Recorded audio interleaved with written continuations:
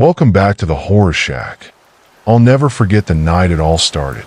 It was one of those evenings where you're home alone, everything is quiet, and you're settled in for what you think is going to be an uneventful night tonight. We'll explore a true story that will keep you on the edge of your seat. But first, we would love you to comment where you're listening from and what time is it currently for you. And don't forget to like and subscribe for more spine-tingling episodes. Now, let's get comfy. It had been raining for hours, non-stop, the kind of rain that soaks the streets and pounds against the windows like it's got a personal vendetta. The forecast had warned of a big storm, but I hadn't thought much of it. I'd had a long day and just wanted to settle in and relax. I mean, who wouldn't, right? A cozy evening at home, the sound of rain as background noise. It seemed perfect. The thing is, the storm wasn't just any storm. It felt different. I don't know if you've ever had that experience, where you can feel something off even though you can't put your finger on it. The thunder wasn't just loud. It was so close it practically shook the walls. Every few minutes, a flash of lightning would light up the whole room, making shadows jump in weird ways. And I catch myself looking twice at things that were just normal during the day. I kept telling myself it was nothing, just the weather getting in my head. But then the lights started flickering. At first, I barely noticed, just a small blink here and there. I figured the storm was probably messing with the power. But as the evening went on, it got worse. Every few minutes, the lights would go out for a split second, just long enough to make me wonder if it was going to be permanent, before they'd flicker back on. I shrugged it off, tried to ignore it, telling myself it was just the storm being dramatic. At some point, I got up to grab a glass of water from the kitchen. That's when I saw it. There, right in the middle of the hallway, were muddy footprints. They looked fresh, still wet and glistening in the dim light, as though someone had just walked through. Now, I know what you're probably thinking. I must have tracked them in myself, or maybe they were from an earlier trip outside. But here's the thing, I hadn't been outside all day, not even to get the mail. I hadn't seen anyone, let alone had anyone over, and there was no reason for there to be mud inside the house, especially not leading straight from the front door. At that moment, I just stood there, staring at those footprints like an idiot. I didn't know what to do. I mean, what would you do? I tried to reason with myself. Maybe I'd missed them earlier. Maybe I'd somehow tracked in mud without realizing it.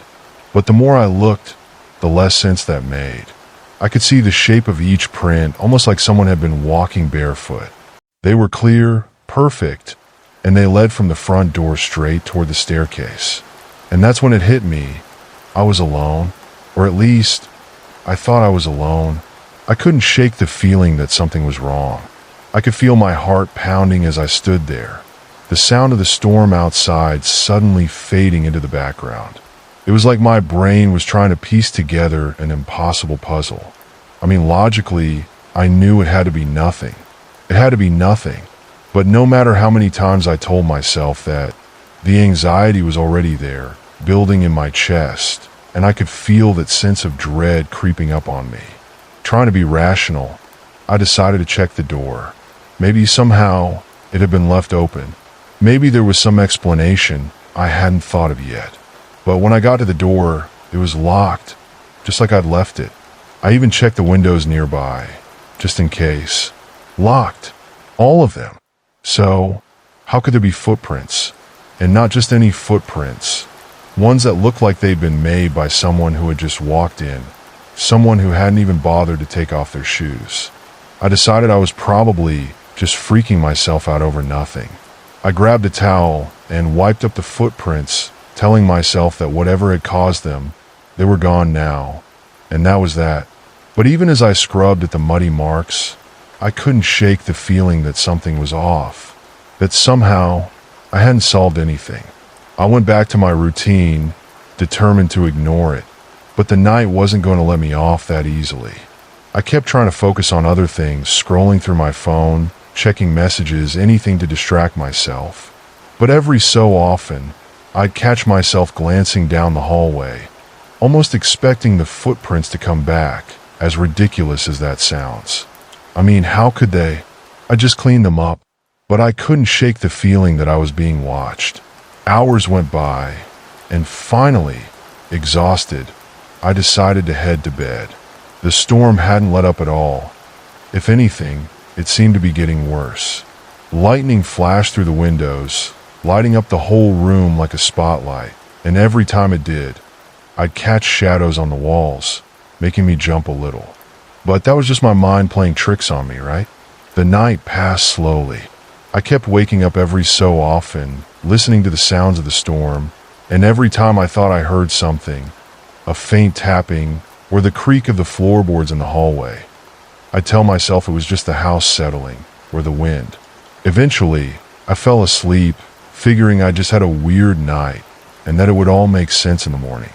But the next morning, the footprints were back. They were just like before, right there in the hallway, still wet, still fresh, as if someone had walked in during the night.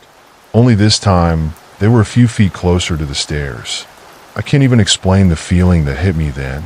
It was like ice spreading through my veins, a chill so deep it made my hands shake. I knew I hadn't made those footprints. I cleaned them up. I'd seen the floor perfectly clean before I went to bed. And yet, there they were like someone had come in during the night and just stopped halfway to the staircase. I tried to laugh it off, but my voice sounded hollow. Even to me, it didn't feel like a prank. It didn't feel like anything I could explain. After that morning, I couldn't shake the feeling that something was really, really wrong. I didn't tell anyone about it, though. It seemed too crazy to explain. Who would believe me? Muddy footprints showing up in the middle of the night, moving a little closer to the stairs each time. It sounded ridiculous, even to me, and I was the one seeing it happen. I kept trying to convince myself that there was some sort of logical explanation, some prank or misunderstanding, something that would make all of this go away. So I did what anyone would do, I guess. I cleaned them up again, grabbed a rag and scrubbed the floor, making sure there wasn't a trace of mud left, and told myself it was over. I didn't even try to think too hard about it. I figured if I ignored it, if I acted like nothing was wrong, maybe it would just stop, like I'd catch the universe off guard or something, and it'd just stop happening. That night, I was on edge, waiting for something to happen, but trying not to expect it. Every noise felt amplified. Every creak in the walls or crack of thunder outside made me jump. I sat up in bed for what felt like hours, staring at the ceiling, too afraid to turn off the light. At some point, exhaustion took over, and I finally drifted off, hoping that whatever this was, it was done. But of course, the next morning, the footprints were back. And this time, they were almost at the base of the stairs. I think that was the moment it hit me that something was actually wrong. I wasn't imagining things. This wasn't some random accident or easily explained fluke. These footprints were showing up every night, fresh and muddy, and they were getting closer to my room. I felt like my stomach had dropped out of my body. My hands were shaking as I looked at the prints, each one perfectly clear, each one a little closer than the day before. There was no way to pretend this wasn't real anymore. It was happening right in front of me, and I had no idea what to do. For a second, I actually considered leaving, just packing a bag, getting in my car, and driving somewhere, anywhere. But then the rational part of my brain kicked in. I mean, I couldn't just abandon my home over muddy footprints, could I? And besides, where would I go? How would I explain it to anyone? So, once again, I cleaned up the footprints. My hands were still trembling as I wiped the mud away, every stroke of the rag making it feel more and more real. I couldn't escape it, couldn't brush it off anymore. I'd seen the footprints, and they were coming closer. No matter how hard I tried to ignore it, I knew it was happening. That night, I decided I'd stay up. I'd keep watch and see if I could catch whatever or whoever was doing this. I set myself up in the living room, facing the front door, determined to stay awake until morning if I had to. The storm was still raging outside, rain hammering against the windows, lightning flashing every few minutes. I could hear the wind howling, and every once in a while, the whole house seemed to shudder. Hours passed, and nothing happened. I kept glancing at the hallway, half expecting to see something moving, but it was always empty. At some point, my eyes started to feel heavy, and before I knew it, I dozed off. I woke up to the sound of something soft, rhythmic, like a wet smack against the floor. My heart stopped. I froze, listening, trying to make sense of the noise. It was faint, but unmistakable, a squelching, muddy sound coming from the hallway. My whole body went cold. I didn't want to look, didn't want to know what was making that noise, but I couldn't just sit there, could I? So I took a deep breath, steeling myself, and slowly got up, trying to keep my footsteps as quiet as possible. As I reached the hallway, I could see them. Footprints, fresh, muddy footprints, leading from the front door and stopping halfway up the stairs. They were wet, almost glistening in the dim light, and I could see little drops of water around them, like someone had just walked in from the rain. The noise was coming from the top of the staircase now, that same squelching sound, only louder. Whatever was making it was getting closer. I don't know what came over me then. Maybe it was fear, maybe it was just plain curiosity, but I started walking up the stairs. Each step felt like it took forever, my heart pounding so loudly I could barely hear anything else. The hallway was dark, shadows stretching across the walls as lightning flashed outside, casting everything in an eerie, unnatural light. As I reached the top of the stairs, the noise stopped. I stood there, barely breathing, waiting for something, anything, to happen. But there was nothing, just silence, thick and heavy, pressing down on me. I couldn't see anything, couldn't hear anything, just the quiet, broken only by the faint rumble of thunder in the distance. Slowly, I turned around and headed back downstairs, my skin prickling with goosebumps. I couldn't shake the feeling that I was being watched, that someone or something was right there just out of sight waiting. But when I looked back, the hallway was empty. The next morning, I was exhausted and jittery, hardly able to focus on anything. I kept replaying the night over and over in my head, wondering if I'd really heard those sounds or if my mind had just played tricks on me.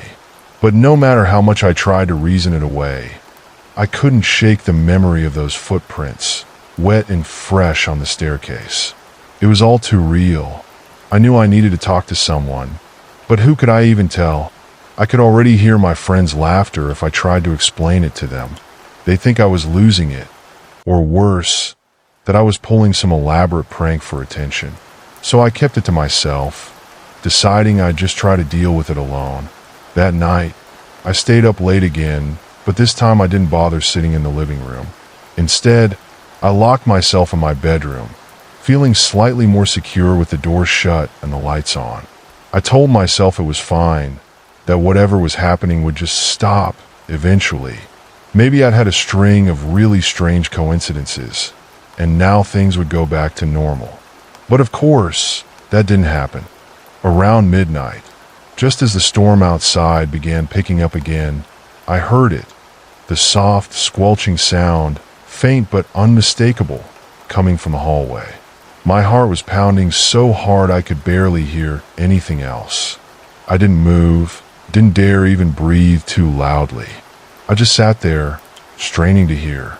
The sound grew louder, echoing down the hall, and then I heard it, slow, deliberate footsteps dragging, as if someone or something was trudging through mud right there in my hallway. I wanted to run, to grab my keys and get out of the house, but I was frozen in place, too terrified to even open the door. The footsteps kept coming closer and closer until they were just outside my bedroom. I felt trapped. My only thought was to keep quiet, to stay as still as possible and hope that whatever was out there wouldn't come in.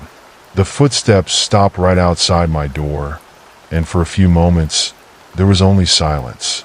And then, there was a knock.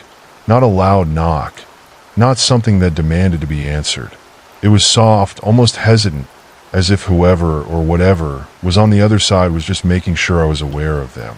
It was just a single knock, followed by complete silence. I waited, my breath caught in my throat, straining to hear anything, to know if they were still there. But there was nothing. No footsteps, no sounds of movement. Just the storm outside, pounding rain against the windows and occasional cracks of thunder. After what felt like an eternity, I slowly got out of bed, my whole body trembling, and tiptoed to the door. I pressed my ear against it, listening, hoping to hear something that would tell me they'd left. But it was silent.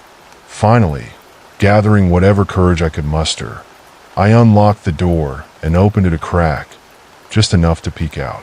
The hallway was empty.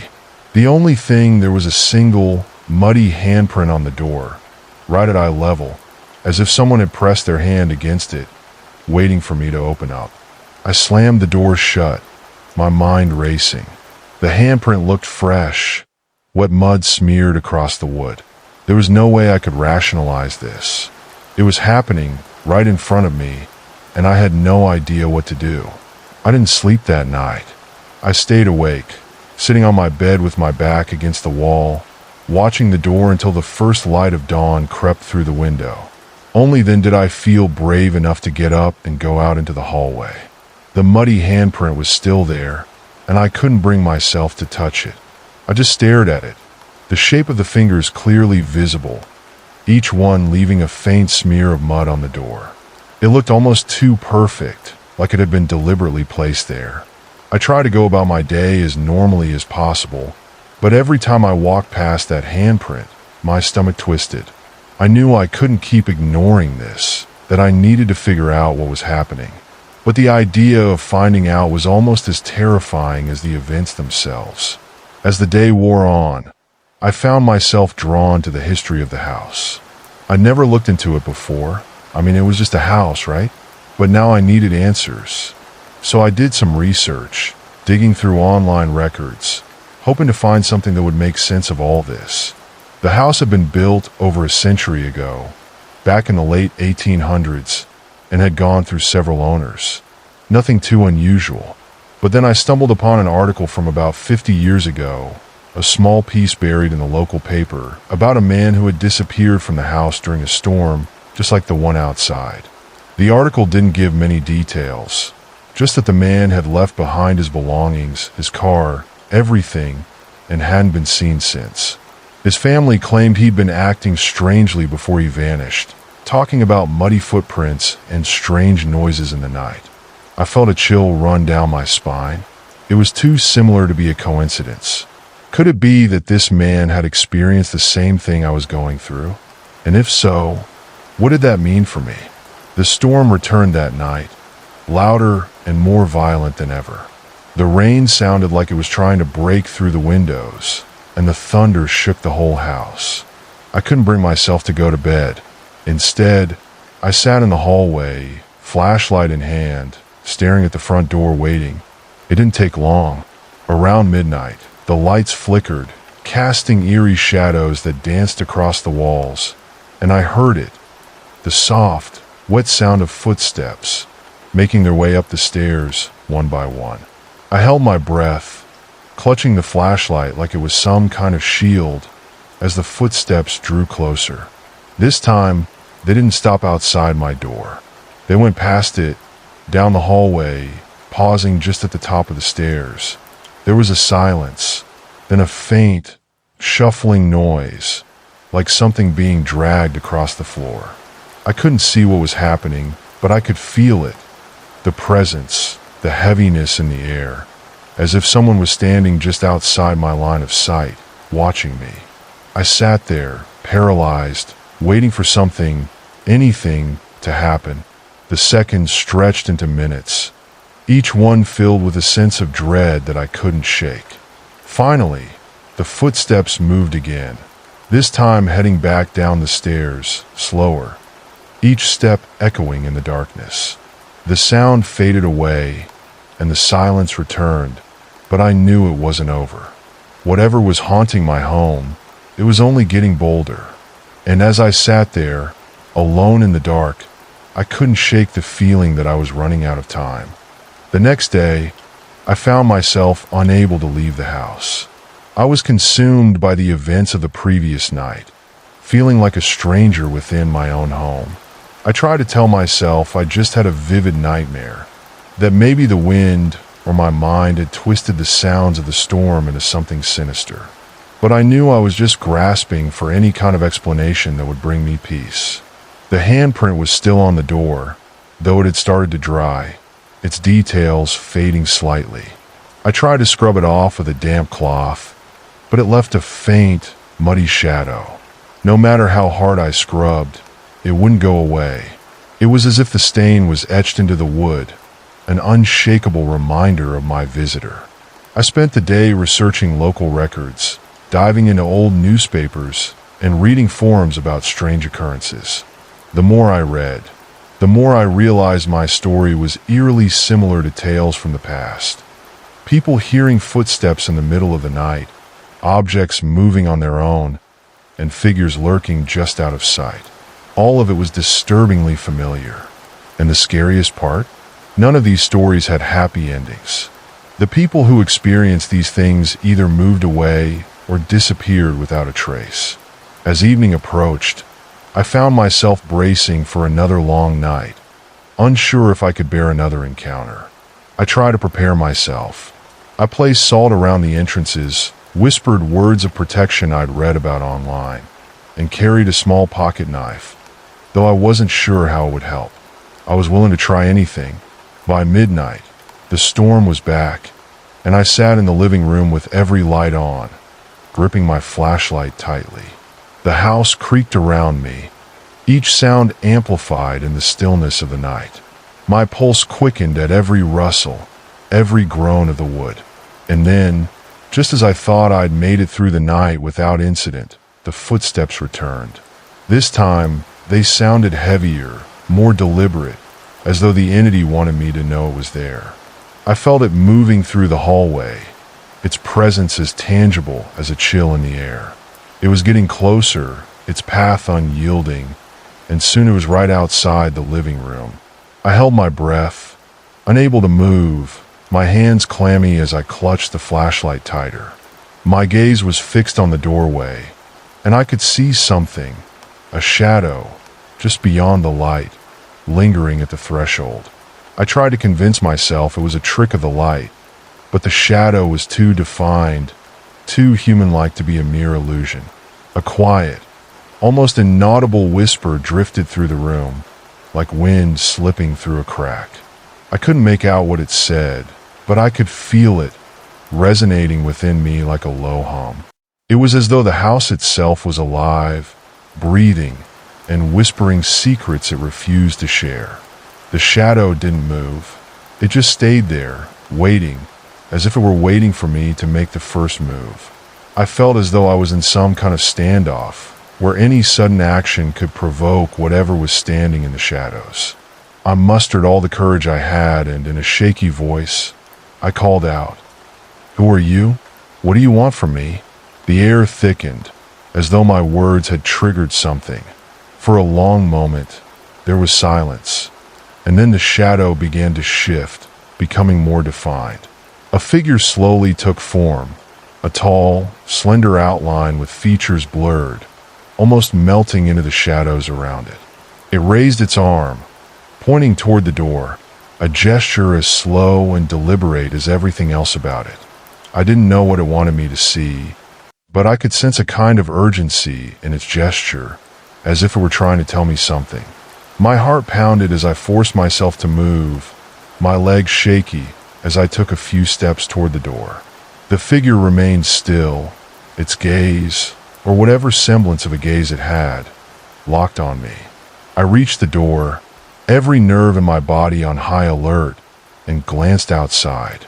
At first, I saw nothing but darkness, the streetlights casting eerie shadows over the wet pavement. But then, out of the corner of my eye, I saw something that made my blood run cold. Just at the edge of my property, near the base of an old, gnarled tree, stood another figure. It was cloaked in darkness, almost blending into the night, but its eyes glowed faintly, watching me with an intensity that sent a shiver down my spine. I stepped back, my mind racing. I looked back at the shadow in my doorway, but it had vanished. The hallway was empty again, and I was left standing alone, staring out at the figure beneath the tree. It didn't move, didn't approach. It just watched. The next morning, I was barely functioning, my mind foggy from lack of sleep and sheer exhaustion. I could feel the presence of the figure lingering around me, a silent reminder of the night before. I tried to go through my day as normally as possible, hoping that if I ignored it, maybe it would go away. But as the sun began to set, I felt an intense, unsettling energy building in the air. I knew something was coming, something I couldn't escape. That night, I didn't bother with the salt or the pocket knife. I just sat in the living room, waiting, knowing that whatever was haunting me was coming to a head.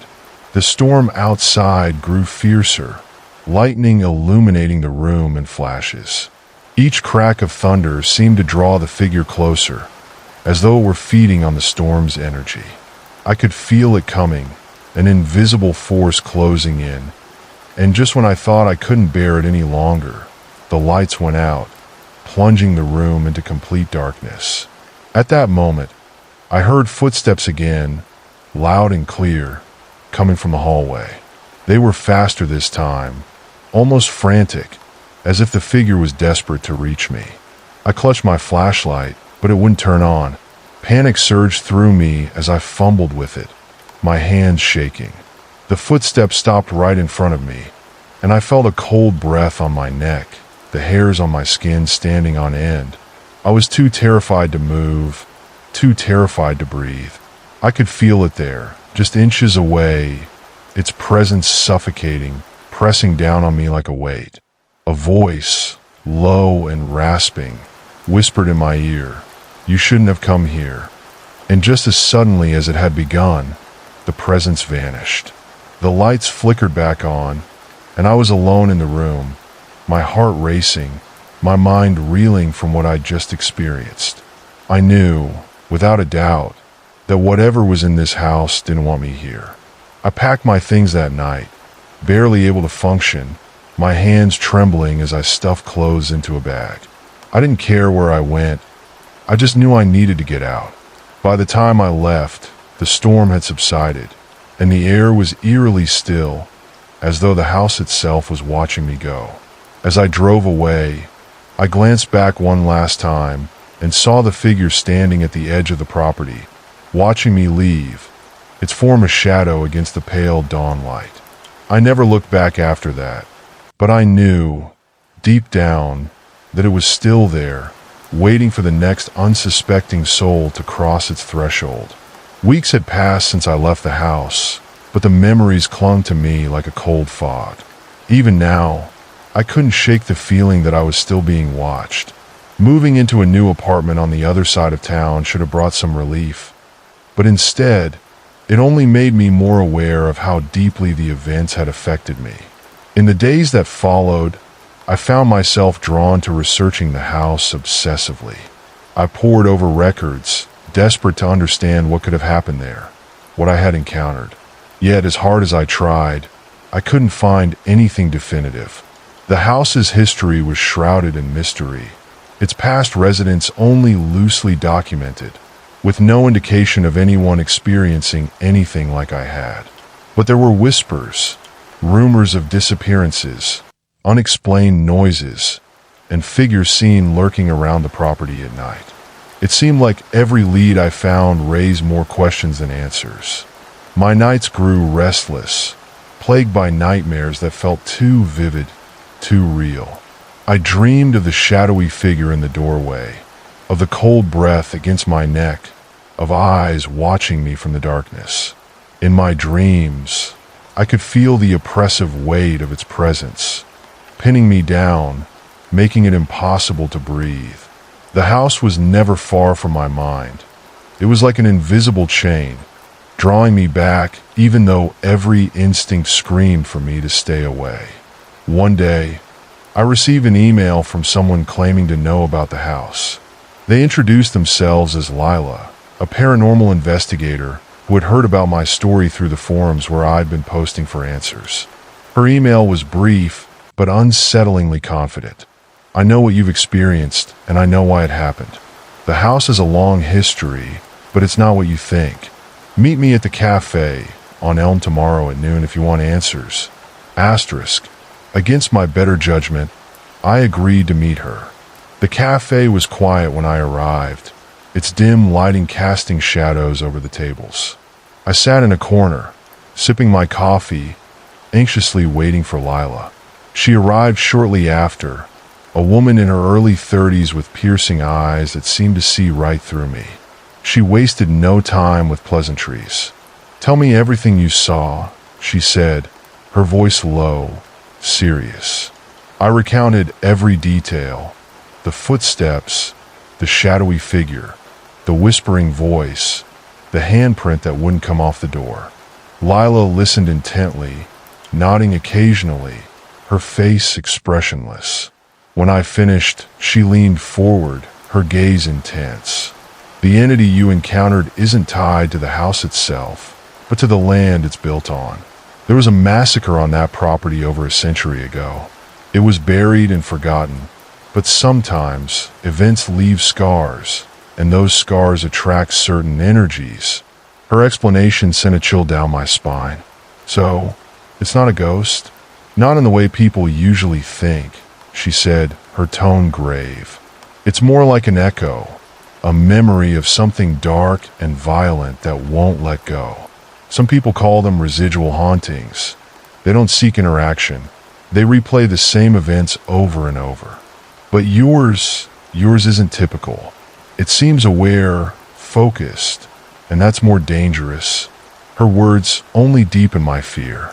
If it wasn't tied to the house itself, what did that mean for me? Could it follow me? Lila's expression softened, as if reading my mind.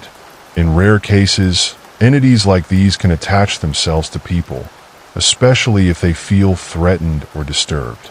If you felt it close to you, it might have sensed you as a reminder of the past, maybe something that didn't sit well with it.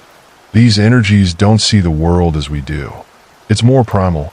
I felt a creeping dread settle over me. "So, what do I do?" Lila paused, choosing her words carefully. "You have two options. You could try to ignore it, distance yourself from anything that reminds you of that place, and hope that, over time, it loses interest.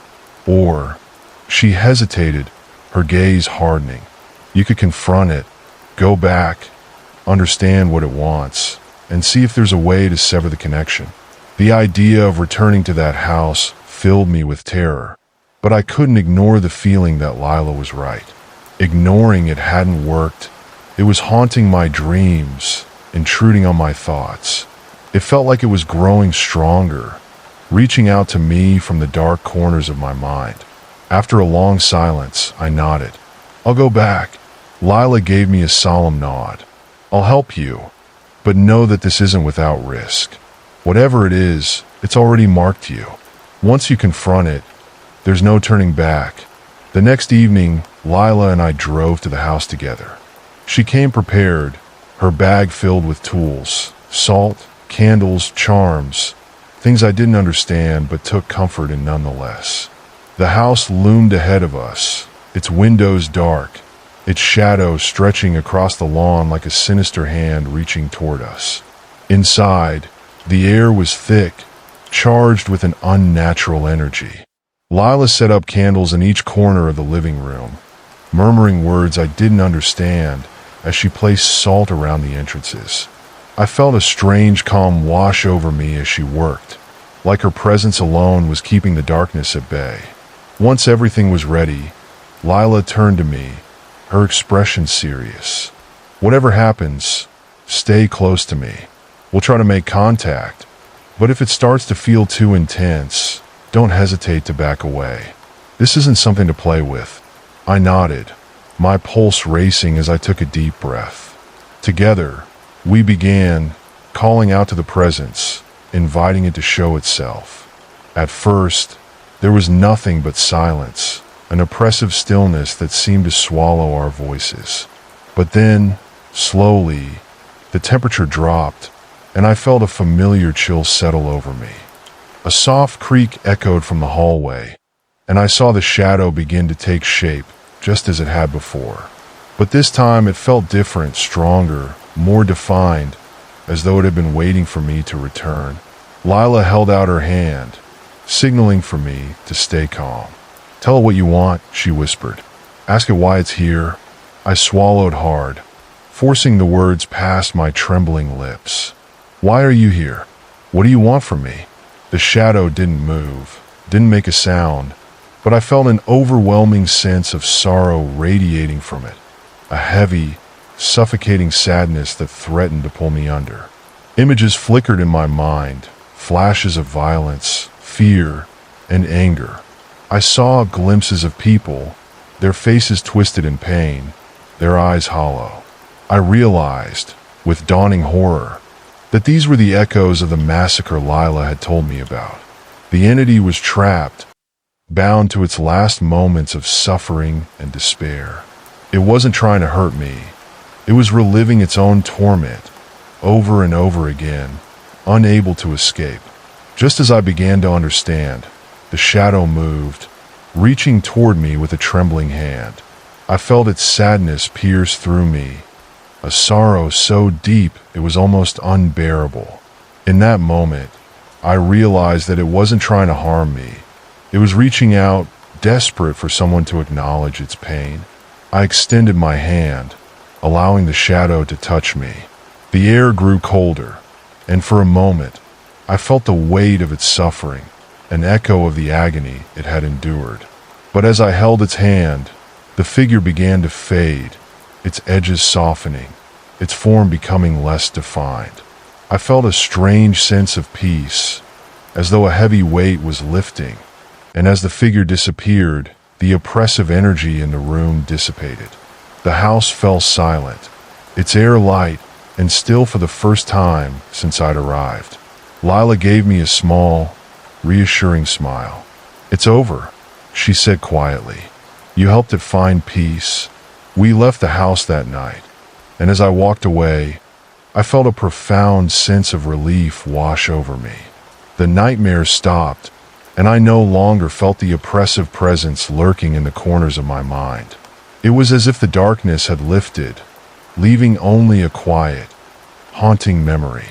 I never went back to that house, but sometimes when I pass by, I feel a faint presence watching over me, a quiet, grateful echo of a spirit finally at rest. The peace that followed my encounter with the spirit was short-lived. While the nightmares had stopped, the experience had left a scar on my mind, a new awareness that I couldn't shake. Everyday life resumed, but it felt like living in a slightly different world. One where shadows held new meanings, where silence had its own weight, and where I constantly questioned whether I was alone. Lila checked in with me now and then, each time giving me words of encouragement and reassurance. She reminded me that I'd done a good thing by helping the spirit find peace, and that my own peace would come too. I wanted to believe her, to feel like my life was normal again. But something was wrong. As the days turned into weeks, I started noticing things. Not the obvious, overt signs like I'd experienced in the house, but subtle, almost imperceptible changes. I'd walk into a room and find it colder than before, no matter how much I adjusted the thermostat. My belongings would shift ever so slightly. Keys left in odd places, a book open to a page I hadn't read. The shadows seemed to stretch a little longer in the evening, their darkness a shade deeper than it should have been. One evening, I decided to call Lila again. Her voice, calm and grounded, eased my nerves. She listened patiently as I described the subtle disturbances, the unease that lingered like a phantom sensation. "There's a chance," she said carefully, "that something residual might still be attached to you. Sometimes when we open a connection with a spirit, it doesn't fully sever, even after peace has been found.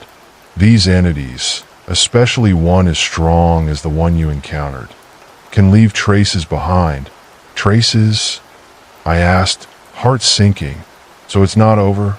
It's not always so simple, she admitted. But there are ways to strengthen yourself, to create a barrier.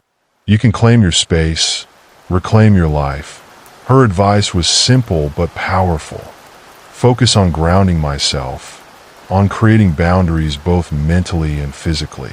She encouraged me to establish routines that reinforce my presence in each room, to keep the lights on, and to open windows to let sunlight pour into every corner. She also suggested simple protective rituals, gestures that would remind me of my strength. Following her advice, I began a new routine. Every morning, I'd walk around my apartment, touching the walls and envisioning lights spreading from my fingers, filling every crevice. I opened the windows to welcome the morning sun, and each night, I'd close my eyes, centering myself, grounding my thoughts, repeating to myself that this was my space. But as the weeks passed, a new question began to gnaw at me. I kept seeing that figure in my dreams, the face etched with sorrow, reaching out as if to warn me of something. It was as though it was trying to tell me something I hadn't yet understood. And each time I awoke from these dreams, I felt an overwhelming sense of unfinished business. Unable to resist, I decided to do some deeper research on the land where the house stood. I wanted answers. What had really happened there? And more importantly, had I misinterpreted the spirit's intentions? As I delved into historical records, I discovered something shocking. The massacre that Lila had mentioned wasn't just a single act of violence. It was part of a series of brutal incidents that had haunted the area for decades. The land had once been home to a settlement, a close-knit community that had mysteriously vanished nearly a century ago. There were records of people who'd lived there, families who had thrived, and then one day they were gone. Theories ranged from disease to abandonment, but no one knew the truth. I found scattered accounts of survivors who spoke of strange occurrences, whispering voices in the night, figures seen in the distance, illnesses that struck only after dark. One particularly chilling account described a dark presence that had emerged in the settlement shortly before its people disappeared, a shadow that seemed to grow stronger each night, feeding off the fear it created. The more I read, the more I became convinced that what I'd encountered wasn't just a single spirit trapped in the house. It was something older, something that had been growing for centuries, feeding on the land itself. And somehow, it had been waiting for me. With every revelation, I felt the weight of dread settle heavier on my shoulders. This wasn't just about the house anymore. It was about something far more sinister, a presence that seemed almost alive in its darkness, aware, and possibly malevolent. It took every ounce of courage, but I knew I had to go back. Not just to the house, but to the land it was built on. I needed to confront whatever had taken root there. Lila, sensing the urgency, agreed to join me once more. She came with tools beyond what she'd used before, more elaborate protective charms, and an air of solemnity that made the hairs on my arms stand on end. When we arrived at the site, the air felt thick with a palpable tension, like the calm before a storm. The house loomed, its empty windows dark, and as we approached, I felt a chill seep into my bones. Lila set up her protective circle and instructed me to step inside it, warning me not to leave it no matter what I saw or heard. We called out to the spirit, inviting it to come forward to show itself. This time, the response was immediate.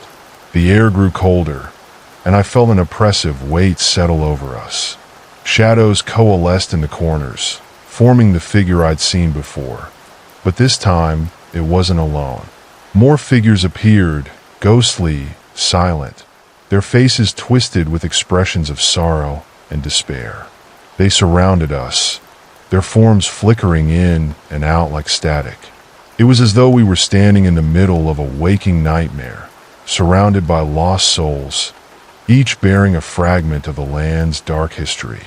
And then, amidst the crowd, I saw it, the dark presence I'd felt but never fully seen. It was larger, more solid than the others.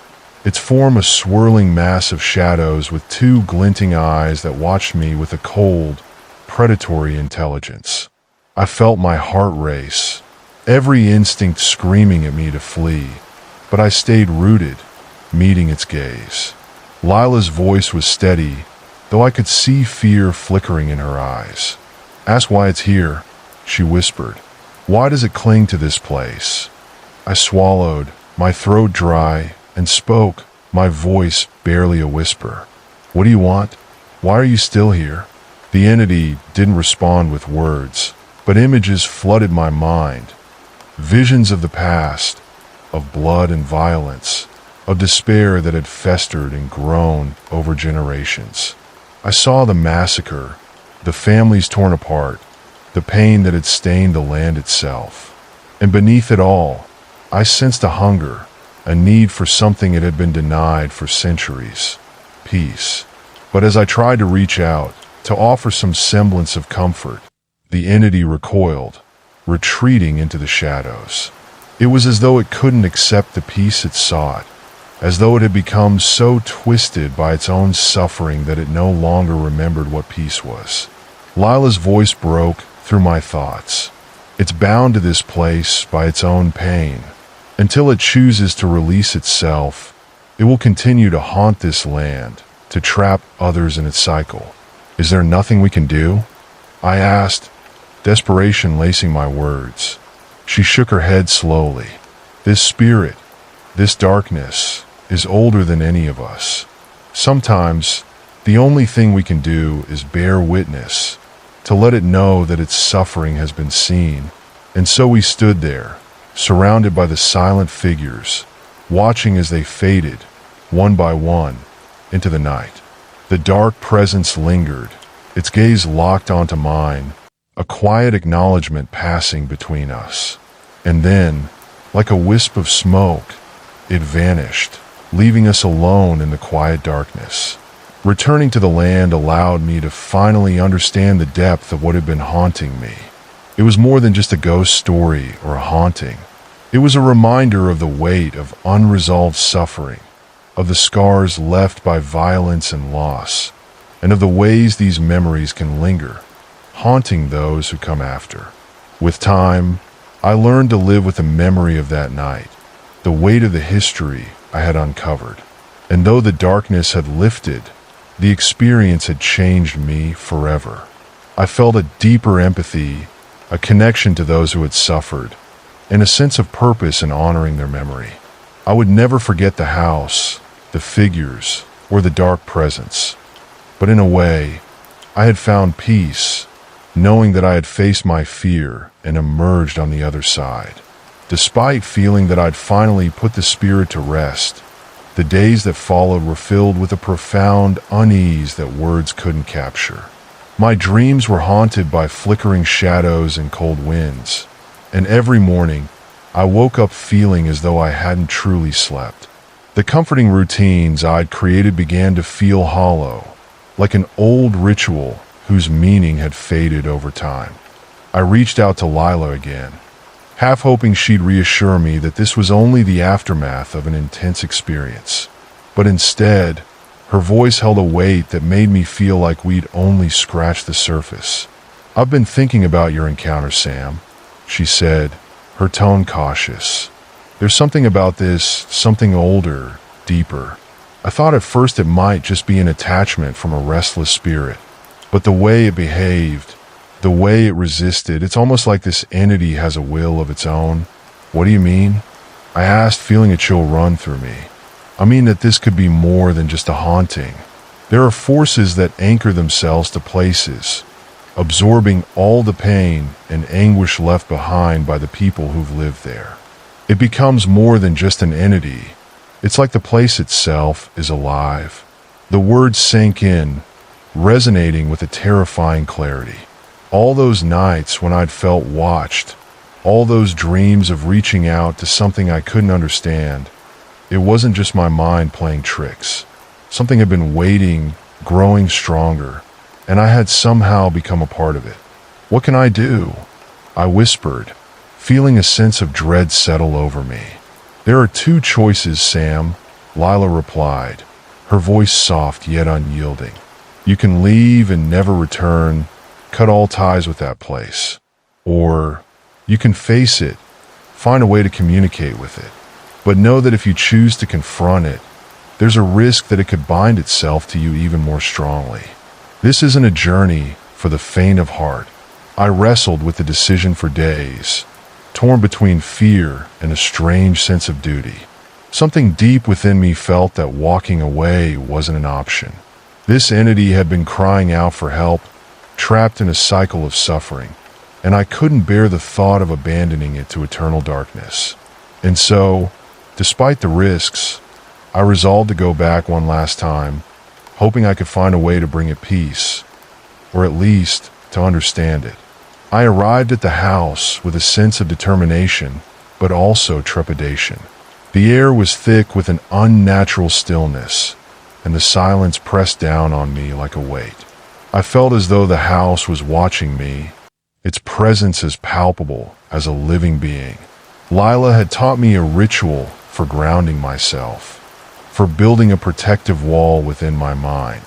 I closed my eyes, breathing deeply, envisioning a light that enveloped me, filling every corner of my mind and body. Slowly, I opened my eyes, feeling a surge of strength. "Why are you here?" I called out, my voice steady yet gentle. "Why can't you find peace?" The air shifted, a cold breeze brushing past me, and I felt a faint pressure on my chest, as though something was trying to communicate. Images began to flash through my mind, a swirl of faces, places, moments frozen in time. I saw glimpses of lives lost, of people who had vanished without a trace. It was as if the entity was sharing its memories, showing me the pain it carried. In the midst of these visions, I caught a glimpse of a woman, a figure I recognized from my dreams. Her face was etched with sorrow, and she seemed to be reaching out to me, her eyes filled with an emotion I couldn't quite place. Was it regret? Fear? A plea for help? "Who are you?" I whispered, my heart racing, and then, just as quickly as the vision had come, it faded, leaving me alone in the darkness once more. But the image of the woman lingered in my mind, a haunting reminder of the unfinished story that had bound me to this place. In the days that followed, I became obsessed with uncovering the truth about the woman in my vision. I combed through old records, piecing together fragments of the land's history, hoping to find a clue. After weeks of searching, I stumbled upon a forgotten tale buried deep in the archives. An account of a woman named Eleanor, a healer who had lived on the land centuries ago. According to the legend, Eleanor had been a respected figure in her community, known for her kindness and her gift for healing. But during a time of famine and despair, she was accused of practicing dark magic, of bringing misfortune upon the land. In a fit of hysteria, the townspeople had turned against her, casting her out, leaving her to die alone in the wilderness. The story sent a chill through me. Had Eleanor's spirit become the entity that haunted this place, bound by the bitterness of betrayal, her suffering growing stronger with each generation that followed? I decided to try reaching out to her spirit directly, hoping that I could help her find peace. I returned to the house at dusk, carrying a single candle and a handful of herbs Lila had given me for protection. I whispered Eleanor's name into the darkness, calling to her, inviting her to show herself. And she did. She appeared as a faint silhouette, her face obscured by shadows, but her presence filled the room with a cold, sorrowful energy. I took a deep breath, speaking softly, trying to convey empathy and understanding. "Eleanor," I said, my voice steady, "I know what happened to you. I know the pain you carry, but you don't have to suffer anymore. I'm here to help you find peace." Her form flickered, her eyes filled with an emotion that bordered on disbelief. For a moment, it was as if she didn't know whether to trust me or to reject my offer. But then, slowly, she began to reach out, her hand trembling as it passed through the air. I held out my own hand, letting her spectral fingers brush against mine. A surge of emotion washed over me, a mixture of sorrow, anger, and finally, a quiet sense of acceptance. As our hands touched, her form grew brighter, the shadows lifting from her face, revealing a woman who had suffered deeply but had not lost her dignity. She looked at me with gratitude, a faint smile gracing her lips. And then, with a gentle sigh, she faded into the night, her spirit finally free. In the weeks that followed, the house was transformed. The oppressive atmosphere that had once filled every room was gone, replaced by a peaceful stillness. It was as though a weight had been lifted, as though the land itself had finally found a sense of closure. But I knew that the journey had changed me as well. I had glimpsed the depths of human suffering and the resilience of the human spirit, and I had learned that some stories don't end with death. They linger, waiting to be heard, to be understood. The experience had given me a new sense of purpose. I felt called to help others, to listen to the stories of those who had been forgotten, to honor their memories and to help them find peace. And though I would never forget the haunting, the darkness, or the spirits that had reached out to me, I felt a sense of peace in knowing that I had been a part of their journey.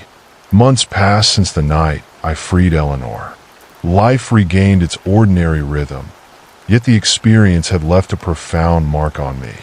I found myself more attuned to the world's subtleties, the way light shifted in empty rooms, the faint hum of energy that seemed to hover in the air. It was as though I had crossed a boundary, forever connected to a realm beyond sight. Yet, even with the haunting gone, the memories lingered like old shadows. I kept revisiting the events in my mind, piecing together the moments that led me to confront Eleanor and ultimately help her spirit find peace. I felt both proud and haunted. I couldn't shake the sense that there was one final piece left in the story, something deeper that I hadn't yet discovered. One quiet evening, just as twilight settled, I felt compelled to visit the house one last time. I wanted to say goodbye, to leave behind the last remnants of that chapter and move forward without lingering fears or unanswered questions. As I entered the house, I was surprised by the overwhelming calm that greeted me. Gone was the oppressive atmosphere, replaced by a warmth I hadn't felt there before. It was as if the house itself had transformed, embracing the peace I had fought so hard to achieve. I wandered through each room, reflecting on the journey and the moments that had brought me here. In the final room, the one where I had first encountered the spirit, I felt a strange tug at my chest. I took a deep breath, feeling an odd mixture of nostalgia and finality. Just as I was about to turn away, I heard a soft whisper, barely audible but unmistakable. "Thank you." I froze, my heart racing. The voice was familiar, yet more gentle than I remembered. It was Eleanor. Her presence felt different, light and free, a faint glow lingering in the air like the last rays of sunset. A wave of emotion washed over me. I whispered back, hoping she could hear me. "You're free now, Eleanor. You can rest." There was a brief pause, then another whisper, softer this time, filled with a calm I hadn't heard before.